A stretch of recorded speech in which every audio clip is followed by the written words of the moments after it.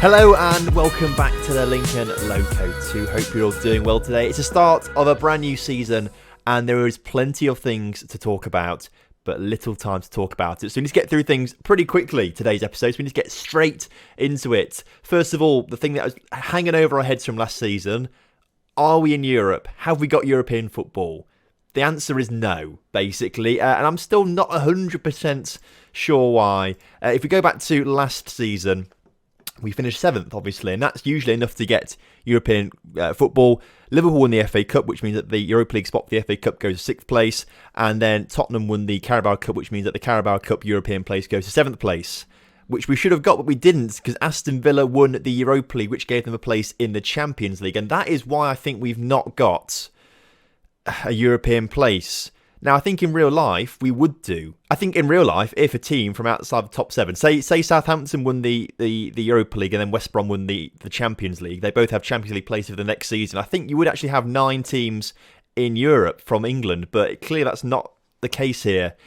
And we've been mugged off, basically. It's quite frustrating. And I think it does confirm, if we look at the season preview for this year, we predicted to come 10th this season, actually. We were as high as 8th at one point. But as you can see, these top 7 teams here have all got European football, but only 2 teams have got UEFA Europa League. The other 5 have got UEFA Champions League. So I think it just means that only 7 teams can have it, which doesn't really make sense because West Brom finished 7th the season before, got European football, but Aston Villa also won the Europa League that previous season and finished outside the top 7. So I don't quite understand it. Whatever the reason is, we're not in Europe this season, so we need to work extra hard to get European football. So that's the first thing out the way. Number 1, that is out the way. Number 2, our new stadium has finally been built, which is fantastic. I'll put a screenshot up now, which sort of tells you. It's still called the Lincoln United Stadium in the screenshot, but it's what? It's about 26,000 with capacity to 52,000 in the future, which is pretty mental. I think that's a pretty good capacity. So if we need to expand it, we can do to quite a lot. However, we can rename it, and there is a quick way to do it, actually. It's quite an easy way to do it. You have to get the ID code and go and change some files and things like that. But I'll leave a link in the top of the screen right now to take you to a second yellow cards video on how to do it yourself if you want to change the stadium name and things like that without having to use the editor. It's a great way of doing it, actually. I wish I knew about this earlier in other games and things like that, but this is how you change it if you want. So we have changed the stadium name. I asked you guys for suggestions, and over the past 2 weeks you've been giving me suggestions, and I've I have used your suggestions, but a mixture of your suggestions. And if we click on the club here, the new stadium name is the Mark Mason Memorial Metrodome. I mean, quite frankly, I think this is one of the best stadium names in the entire world. Now, obviously, a lot of you seem to agree with me, saying that Mark Mason should have a name in the stadium because he is one of the best players we've ever had, Mark Mason. So that was quite good. Memorial. I mean, I loved that. Someone said Memorial, and I thought that's hilarious. So Memorial is in there. Obviously, he moved to Sydney, and I'm not sure if he's still playing or not, but I thought Memorial was hilarious. And then someone else suggested Metrodome, and I thought that was even better. I thought that was just absolutely brilliant, Metrodome. Obviously, it's not actually a dome because there's no roof, and Lincoln is not really a metropolitan area. It's a city of about 100,000 people, so it's not that big, but I thought it was just funny, Metrodome. So the Mark Mason Memorial Metrodome, that is where we play our games now. So that's the second thing out of the way. The third thing we need to talk about is transfers. And there's been an awful lot of them. No one this season was released at the end of their contract because most of them weren't really finishing. We sold players that were finishing already. 1 or 2 of them left to go to other clubs and like the Bosman transfer thing. So no players released. But if we go to all transfers, you can see it's big. The values aren't there. Why aren't the values there? If we just click off it, go back on it, values. We've sold £71 million worth of players, but we've brought in £134 million worth of players. And a lot of these outs are very controversial. So we start off with the outs, I suppose. Abel and Rendell both gone to different clubs on the end of their contracts. Goodbye to them. That's absolutely fine. Howard Prosser has gone for 1.4 million to Barnsley. Wasn't getting game time. Wasn't ever going to get game time. So the Welshman has gone to Barnsley. Willem, we had to get rid of him. He was not getting game time either. And we brought in quite a few midfielders this season who are better than him. So again, cashing on him. 6.5 million, rising to £8 million to go to Lille. Patrick, another midfielder that was sort of not getting game time last season. Patrick, how many games did he play last season? Only 17 and 13 of those were off the bench, so he wasn't really getting the game time, and we've made £11 million, rising to £13.5 million, so that's pretty good as well. Guido Kamara, a defender that we brought in, was going to be our 5th choice centre-back for this season, so we had to get rid of him. We have lost some money on his transfer, and we are paying Dinamo Kiev a bit towards his wages, but he's gone for £10 million, which isn't too bad, to be fair. But these next 2 transfers are controversial. First up, Franco Marquez has gone for a very cheap deal of 11 million, rising to 13.75. Basically, his contract is up at the end of the season, and in a similar fashion to last season when we saw players like Garana leave, Jose Pedro leave, it's because his contract's coming to the end and he can't get a work permit because he doesn't play international football. And because he doesn't play international football, he can't get a work permit for a contract extension. So he said, I want to go now. I said, well, okay. And these bids came in. We couldn't get any more money for him. So Lokomotiv Moscow have got him on a very cheap deal. But considering that we got him on a free transfer in the first place, we have made £11 million profit on him. So it's not all doom and gloom, but we are going to miss Franco Marquez a lot. And then Mirza is another player who is coming to the end of his contract, and he wanted to leave as well. But Atletico Madrid have been at him all summer. And eventually we agreed on a £31 million deal, rising to £34.5 million. So we've made some decent money. We've more than doubled the money we spent on Mirza, which is good. But these 2 players, I didn't want to let go. And we've had to let go. Now we have replaced Mirza very, very well. Franco Marquez, not so much. So they are all the outs. It's time to get on to the in transfers. These first 3 here, Jason Greenwood, Marcus Casey, Robert Sugar, they are youth players. We saw them at the end of last season on coming in on trial. They're youth players. They're not going to be around the first team. They're just there to boost the number of English players we've got at the club because we needed to do that. The rest of these guys, we've got 11. We've basically got another starting 11 here. This is like a backup starting 11. Some players going into the first team as well. We'll start off in position order. So we're going to go for a goalkeeper first of all, with Amin El Akmari coming in for £7.75 million from Basel. 3-star current ability on a very cheap deal. To be fair, 28 years old, got plenty of caps in Morocco as well. Very good. Adequate backup, in my opinion, to Salinkia. I think he's going to be a great player this season. Has played in the Premier League before for Watford, but not massively, but has been playing quite a lot in the Swiss Super League. Doing very well, may I add, in his average rating. So he's very, very capable if he wants to play first team for us. If Salinkia's not getting the results we need, this guy is adequate to come in. So first transfer made, this guy was a good one. Next up is Tobias Klaassen. Now, he is the chap who is coming in to replace Mirza. And on the surface, 3.5-star current ability, 4-star potential. He looks very, very similar to Mirza, but he is slightly younger on a cheaper deal. And actually, where they matter, the attributes matter. Now, Mirza was an out-and-out fullback, not a wing-back, whereas this guy's an out-and-out wing-back, which is what we like to use, which is pretty good. His physicals are incredible, and to be fair, he is a better player in most areas. Only slightly, but he's still better. So I think we've got a very, very good deal here on Klaassen. We brought in for £20 million from Rapid Vienna in Austria, where he has played very well for the past few seasons, getting goals and assists, but must be very good defensively to get these kind of ratings. Next up, brought in for £18 million is Adam Doherty from Celtic. Now, we brought him in because we thought he might add to our homegrown player list, but he doesn't because he's Scottish, which doesn't actually count for anything, apparently. But he is valued at nearly £30 million, so we could get a good deal on him in the future. Also, very good physically, got some very good mentors as well. Sort of lacks a little bit with crossing and dribbling, but he's going to be sort of our backup, I think, to Jimenez this season on the left wing-back position. Both very good players. They'll swap in and out, but I think Jimenez is going to be the player that we want to be using a bit more. Although Doherty does have a bit more potential, perhaps. So maybe I don't know what to do, really, in terms of using them. But again, the past 4 seasons, over a 7 rating in every game that he's played for Celtic. So a good transfer, I think, will be a very good player for us. Now, next up, we have absolutely smashed our transfer record fee. We paid £40 million for David Smith. He's not worth £40 million, but this is the kind of price we have to be playing for English players, good English players from good English clubs. We brought him for £40 million from West Brom. He's on 120k per week as well, which is way too much, but we had to get someone in. I was panicking a bit to try and get the English numbers up because we had to do that, get English numbers up because we are massively lacking in terms of homegrown players in the nation and the club. So David Smith comes in. He is a good player. He is very good. Has been at West Brom recently and has got Europa League experience, but we have overpaid for him. We are overpaying him.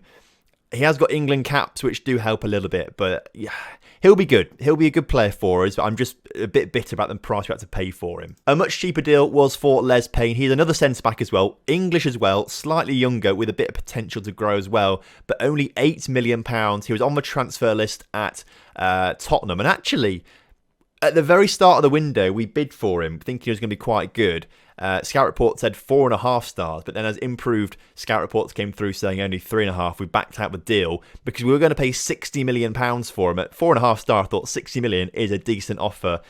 Obviously, we decided to go against it when we saw the 3.5 star current ability. But then when it came up like a few weeks later saying he's on the transfer list for £8 million, we're like, yes, please, we will have him. So he's come in for £8 million. He's a decent player. He'll be a very good backup, I think, this season. I think he's going to be the third choice centre-back. Brullinger is apparently fourth choice now, according to this Scout Reports. But I think Brullinger is going to be a first choice centre-back. After all, he did score 8 goals last season and was very, very good. Got young player of the season in the Premier League, Brullinger, didn't he, of course? So we can't not be playing him. But Les Payne, David Smith joining Juliano and Brullinger at the back. I think this is going to be a solid back line this season. As we move into midfield then, these two chaps, Louisa and Pillinger from Tottenham, both on free transfers, may I add, are both English players as well. Neither of them are anything to write home about, really. 3-star current ability, 3-star potential for Louisa, but they're on a free transfer, on a cheap deal, and they do help us out with our homegrown player sort of thing. So this is Pillinger, 2.5-star current ability and 3-star potential. Nothing to write home about, but they're adding to the squad on very cheap deals. They will be good. They add to our homegrown stuff. So I'm pretty pleased with these two deals for Louisa and Pillinger. Don't expect to see them too much, but to get these two guys on free transfers, I think is fantastic. We did bring in another midfielder though, and we spent £19.25 million on him, called David Palmer from Celtic. Now he is going to be a starter at some point, I would imagine, David Palmer. 29 years old, not made an England senior cap, but I think probably could do if he wanted to. But he's an advanced playmaker, can play a few different areas as well, so that's quite good for us. And again, his mentals, I think, are his standout sort of areas for us, but he's got very good first touch passing and technique, which I think is kind of a little bit of an area that we've lacked in previous seasons. So I'm pretty pleased with this chap that we brought in. All his time in Scotland, he's got over a 7 rating for Celtic, so I can't really complain about that. He's a very good player. I think he'll slot into the squad very nicely. Next up is Jordan Adams. We've brought him in on loan from Watford. He's only 2.5-star current ability and 4.5-star potential, but he's coming in to provide backup on that left-hand side to Luis Gustavo. Don't expect to see him too much, but again, he adds to that young English player talent pool that we need to have at the club for various squad registration reasons. Will be a decent player, but don't expect to see him too much. In a similar vein, we've also brought in Shaquille Williams on loan from Manchester United. Again, a young player. We need a backup in striker. We sold Marquez and we had to get someone in. We didn't really have the money to get anyone in particularly, so we brought him in on loan to be third string striker behind Pomeroy and Bizu. We did have a deal actually to sign a better player from Tottenham on loan. However, he broke his leg just before we went to sign him, so he failed his medical, couldn't sign for the club, which is why we had to sort of panic buy to Shaquille Williams in the end. We would have had a much better striker than this Tottenham guy, but he broke his leg, which was really annoying. So we'll see what Shaquille can do. Don't expect to see him too much. He'll be back up, but hopefully good backup for us. And finally, one more transfer. Chris Hart comes in from Ajax for £20.5 million. Now, he's an attacking midfielder, and we've never really used attacking midfielders much before. But this season, I think we need to. I think in previous years, we've lacked goals. We've lacked scoring goals. I think our striker has been a little bit isolated, which is why I've not scored too many goals in recent years. And I think particularly against teams in the lower half of the division, we've not been able to thump them as much as other teams around us have done. So I think having an attacking midfielder in those games, in Chris Hart, who is also English, may I add, as well, which is fantastic. I think this guy is going to really transform our attack when we do use that attacking midfielder. Has played at Arsenal before, played very well, played across the Premier League in different teams very well, and played very well for Ajax last season. So I've got no doubt in his ability. He just won't be playing week in, week out, because I think against bigger clubs, we'll have to use Venturelli in that CDM position. And that then is all the transfers. We've gone through goalkeepers to defence, to midfield, to attack. 11 new players coming in for the first team, pretty much, which is quite a lot, to be fair. Quite a lot to get through. And that's that. So we move on to the next part. And that's a bit about finances. Now, a few of you mentioned last season that perhaps we didn't qualify for Europe because of financial fair play. And we passed financial fair play, so it wasn't that at all. This season, though, Looking on the finances, we've got a bit of an issue here. Financial fair play with the Premier League. Apparently, we're overpaying on wages a little bit because, according to financial fair play, you can only increase your wage payments by a certain percentage each season. Apparently, we're currently just overspending on that right now. Now, according to this, you either get a 5-point deduction or you get a fine. It doesn't say anything about missing out on European football. So if we fail this, I don't think it matters. But please correct me if I'm wrong, because I don't want another season where we miss out on European football for some stupid reason. I think the European football only sort of matters to this continental club competition stuff, and we're going to pass that. And that says a ban from the competition for one season. So I think that's okay.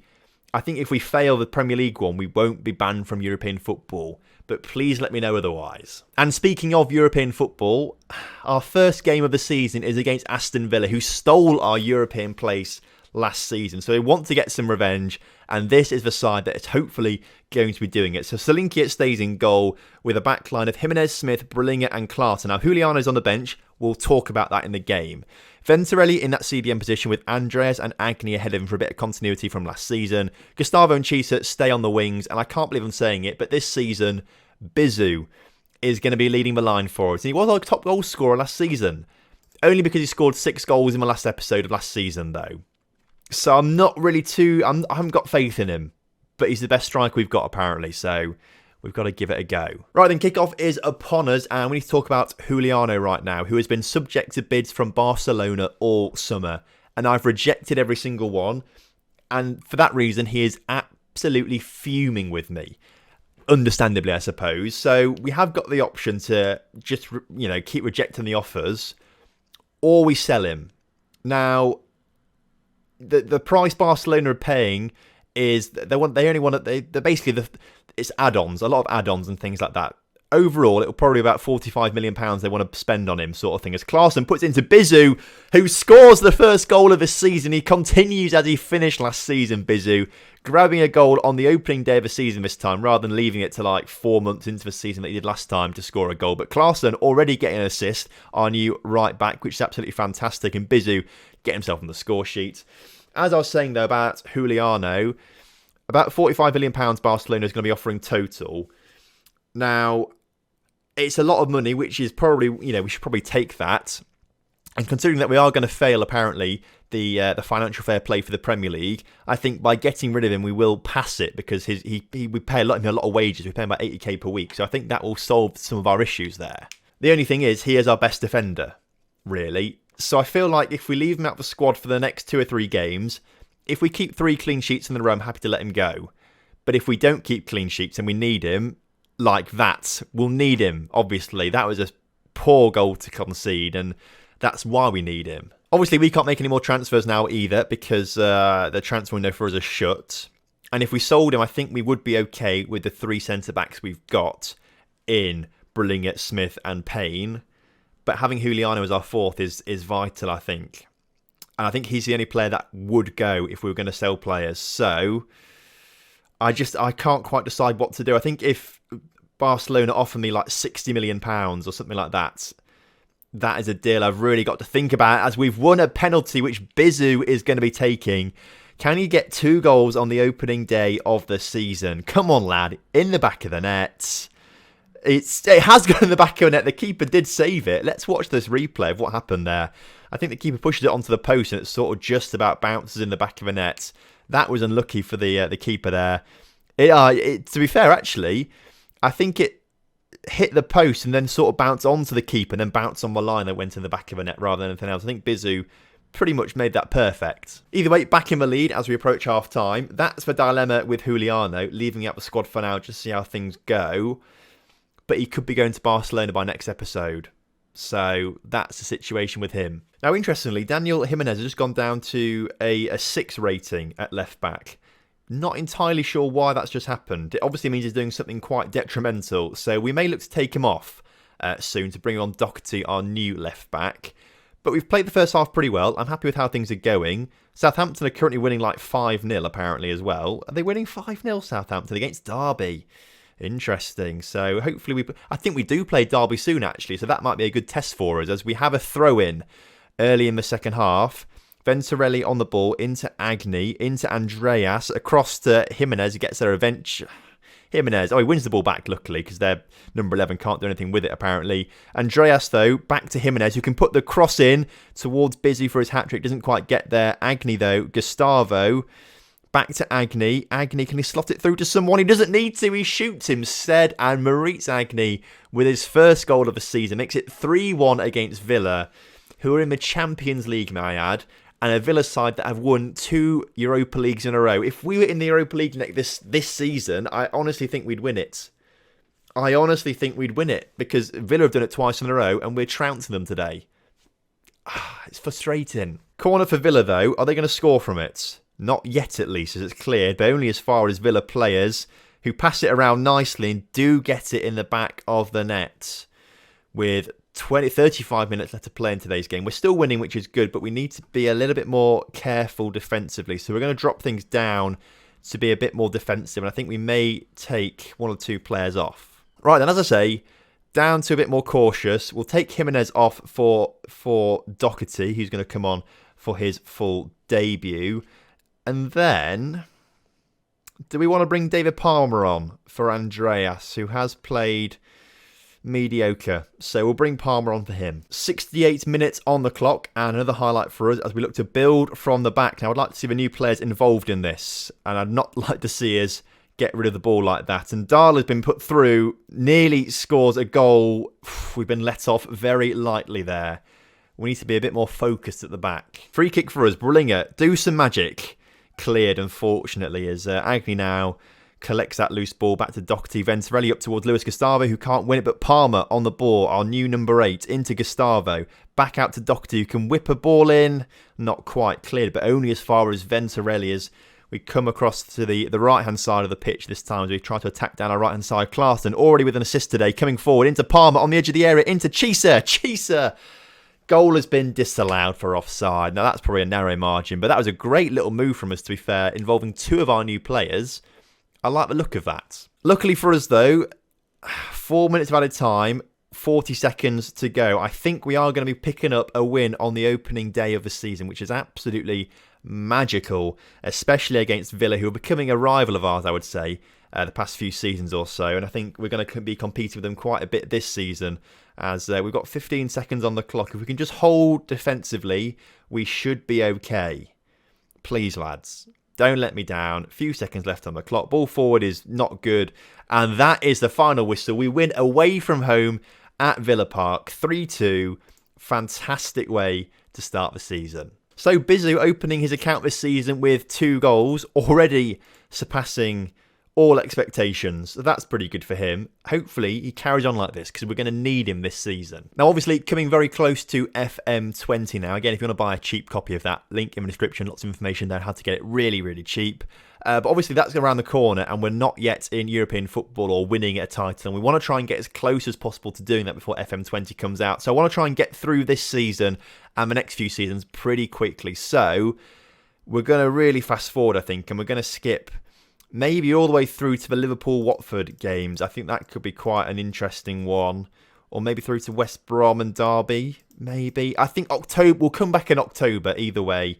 So we're going to skip all these games. But we have to get through things quickly this series, I think, if we want to try and get some European football before FM20 and things like that. So we'll come back in October. I'm not sure which games yet, but we will be back in October. And hopefully we'll be doing very, very well. If we can repeat results like this, I'll be very, very pleased. So thank you very much for watching today's episode. I hope you have enjoyed it. If you have done, please do drop a like on the video for me and subscribe to the channel if you are new around here. And I'll be seeing you next time for some more Lincoln Loco action.